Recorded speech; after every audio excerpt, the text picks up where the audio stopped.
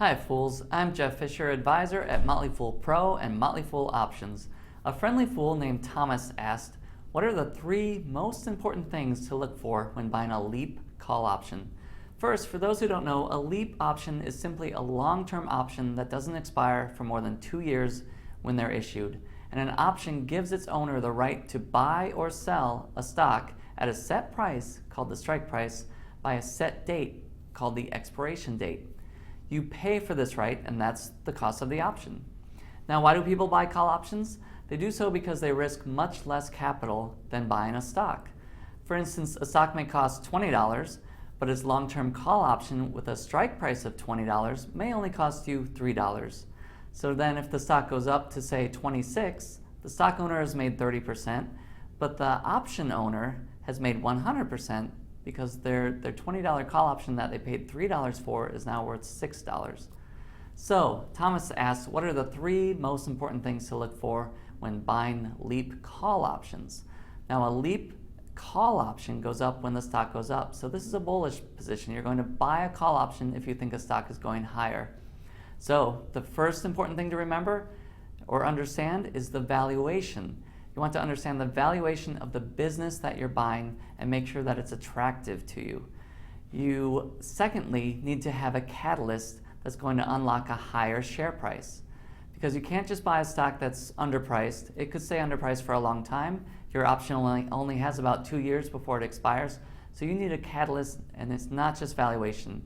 So you want a good valuation, and then you want some sort of business initiative or new management team or growth strategy that's going to drive that stock higher within the next 2 years, and that's going to drive your call options higher too.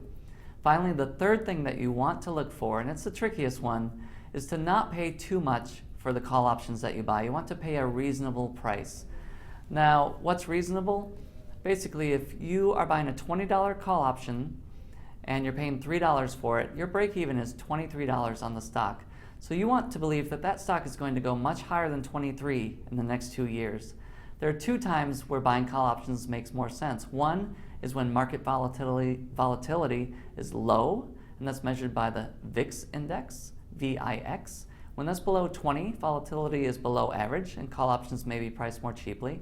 Or, surprisingly, when volatility on the market is very high, if the VIX is above 30, say, because that indicates a lot of people are selling, and stocks will be depressed, and therefore, by design, you'll get a better price on the call option that you buy. But let's review the 3 things to answer Thomas's question again. When you're buying a long-term call option to profit when a stock rises, you want to understand the valuation of the business that you're buying calls on. You want to have at least one catalyst to drive the stock higher, and therefore your call options. And third, you really want to pay a reasonable price for the call option that you're buying. In other words, make sure that you think the stock is going to go much higher than the price of your option at its strike price plus what you pay for the option itself. So finally, remember that options are one part of foolish investing. You should start with stock ownership. Stocks are still the best way to make money over the long haul. Once you build up a good stock portfolio, then options are a great complement to your stocks, whether you want to make steady income, hedge your portfolio, or leverage your returns like with buying a call option. So use stocks to build your assets, and when you're ready to complement them and have more tools in your toolbox, go to options. We have a service, Motley Fool Options, for that, and we can answer all your questions there. Thank you for joining us. Hope this was helpful. We'll see you on Fool.com and Fool On.